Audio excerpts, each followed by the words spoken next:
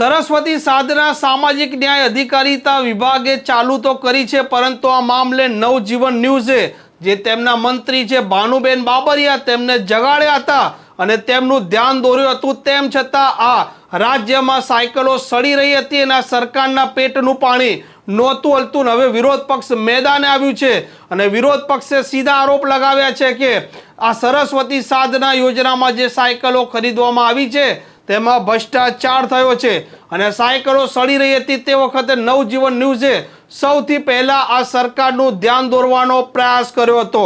વૈષ્ણવજન તો તેને કહીએ જે પીડ પરાઈ જાનાને રે. નમસ્કાર, આપ જોઈ રહ્યા છો નવજીવન ન્યૂઝ અને હું છું આપની સાથે તોફિક ગાંચી.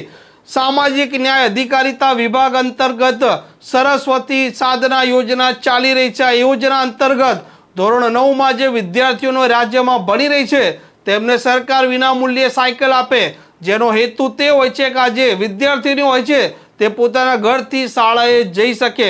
પરંતુ છેલ્લા 2 વર્ષથી આ સરકાર છે ત્યાં વિદ્યાર્થીઓને હજી સુધી સાયકલ નથી આપી શકી અને સરકારના તાબાનો જે વિભાગ છે ગ્રીનકો, આ ગ્રીનકો સાયકલોની ખરીદી કરતો હોય છે, પરંતુ તેમણે પણ આ સાયકલની ખરીદી 10 વર્ષ મોડી કરી છે. તેમજ જે તેની એસઓપી છે તે પણ મુખ્યમંત્રી કાર્યાલયની સૂચના આધારે બદલવામાં આવી છે. આવા આરોપ કોંગ્રેસ નેતાએ લગાવ્યા છે. તેમણે શું કહ્યું છે તે પણ આપ સાંભળો. પહેલા સામાજિક ન્યાય અને અધિકારીતા વિભાગ અને આદિજાતિ વિભાગ દ્વારા સરસ્વતી સાધના યોજના ચલાવવામાં આવે છે.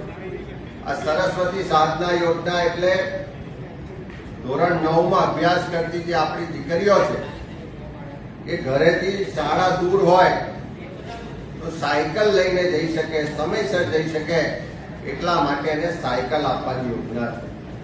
સરસ્વતી સાધના યોજનામાં એસસી, એસટી અને ઓબીસી ની દીકરીઓ છે એ ગરીબ દીકરીઓને સાયકલ મળે તો એને શિક્ષણમાં ફાયદો થાય, નિયમિત જઈ શકે એવું હેતુ છે. પણ જે રીતે સાયકલની ખરીદીનું કૌભાંડ ચાલે છે, જે રીતે થોડા પૈસાની લાલચ માટે જે ભ્રષ્ટાચાર કરવા માટે એમાં વિલંબ થઈ રહ્યો છે અને એનો ભોગ ગુજરાતની ગરીબ ઘરની દીકરીઓ બની રહી છે. આ સરસ્વતી સાધના યોજનામાં 2023-24માં જે સામાજિક ન્યાય અધિકારીતા વિભાગ અને આદિજાતિ વિભાગ દ્વારા 1,70,000 સાયકલ ખરીદવાનું નક્કી કરવામાં આવ્યું. આ સાયકલ ખરીદી માટે રાજ્ય સરકારનું જે આપણું સાહસ છે, Gujarat rural industries marketing corporation limited એટલે કે ગ્રીનકો, એને આ ખરીદી માટેની સત્તા આપવામાં આવે છે. અને જે રીતે 1,70,000 સાયકલની ખરીદી માટે કૌભાંડની શરૂઆત ક્યાંથી થાય છે કે આટલા વર્ષોથી સાયકલ ખરીદાતી, એના જે સ્પેસિફિકેશન છે અને કન્ડિશન છે એ વર્ષોથી એસપીસી એટલે એની જે કમિટી છે એ કમિટી દ્વારા નક્કી કરવામાં આવતા હતા. પહેલી વખત એવું થયું કે માનીતી કંપનીઓને ફાયદો કરવા માટે સ્પેસિફિકેશન ને કન્ડિશનમાં ફેરફાર થાય છે. એની સામે વિરોધ થાય છે, રજૂઆતો થાય છે, વિરોધ પક્ષની કચેરીમાંથી પણ એની તપાસ માટે પત્રો લખાય છે. પણ સીએમ ઓફિસના સીધા હસ્તક્ષેપને કારણે ખરીદીની સ્પેસિફિકેશન એસપીસી કરવાને બદલે સીધું વિભાગ નક્કી કરે છે. સ્પેસિફિકેશન એવા નક્કી કરવામાં આવે છે, કન્ડિશન એવી નક્કી કરવામાં આવે છે કે ચોક્કસ કંપનીઓને લાભ થાય અને એના કારણે જે કંપની રાજસ્થાનમાં એક સાયકલ 3,857 રૂપિયે આપે છે, એ જ સાયકલ એ જ કંપની ગુજરાતમાં 4,444 રૂપિયાએ સાયકલ સપ્લાય કરે છે. એટલે કે એક સાયકલને 500 રૂપિયા વધારે ગુજરાતની પ્રજાના પરસેવાના ટેક્સના પૈસા કંપનીને સરકાર દ્વારા ચૂકવાય છે. અને 1,70,000 સાયકલો એટલે લગભગ 8.5 કરોડ રૂપિયા વધારે ચૂકવવા પાછળનું કારણ શું એ સરકાર જવાબ આપે. સાથે સાથે આ સાયકલની ડિલિવરી એક આખી ખરીદી પ્રક્રિયા આમ તો મે 2023માં થવી જોઈએ. 23-24 એટલે કયું વર્ષ, જે શૈક્ષણિક વર્ષ પૂરું થયું એને મે 2023માં ખરીદી થવી જોઈએ. એના બદલે આખી પ્રક્રિયા 10 મહિના વિલંબ થાય છે. અને અત્યારે છેક નવા શૈક્ષણિક વર્ષ એટલે કે એપ્રિલ 24માં એના માટેના વર્ક ઓર્ડર અપાય છે, એની ડિલિવરી થાય. એ કંપની એની ડિલિવરી કરે છે, સાયકલો અહીંયા ગ્રીનકોમાં પહોંચે છે અને ત્યારબાદ એની સ્પેસિફિકેશન મુજબ ગુણવત્તા ક્વોલિટી છે કે નહીં એ ચકાસવા માટે ઇલેક્ટ્રોનિક્સ ક્વોલિટી ડેવલપમેન્ટ સેન્ટર એટલે ઇક્યુડીસી જે આપણું રાજ્ય સરકારનું છે એના દ્વારા એની તપાસ કરવામાં આવે છે. અને જે સ્પેસિફિકેશનમાં બીડમાં હતું એ મુજબની ગુણવત્તા જોવામાં મળતી નથી.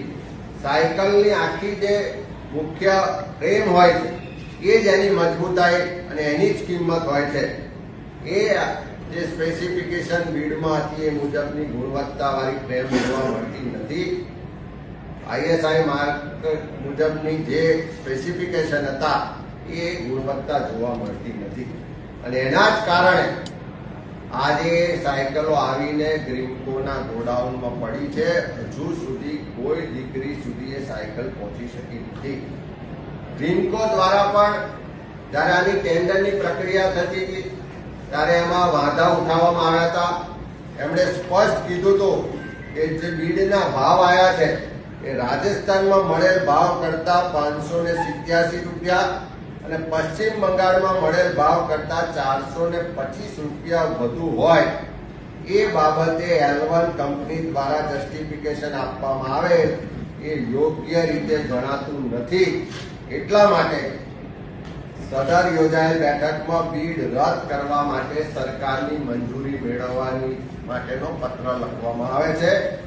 તેમ છતાં સરકારે બીડ રદ કરતી નથી ને એ જ કંપનીને ઓર્ડર આપે છે.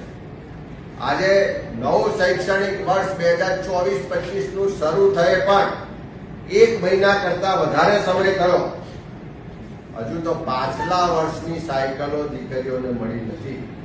અમિત ચાવડા છે તેમના આ સીધા આરોપ બાદ મુખ્યમંત્રી કાર્યાલય છે તે સીધું કઠેડામાં ઊભું થઈ જાય છે. કેમ કે તેમના સીધા આરોપ છે કે મુખ્યમંત્રી કાર્યાલયની સૂચનાના આધારે જ નિયમો બદલવામાં આવ્યા છે. હવે જોવાનું તે રહેશે કે મુખ્યમંત્રી આ મામલે કોઈ હસ્તક્ષેપ કરે છે કે નથી કરતા.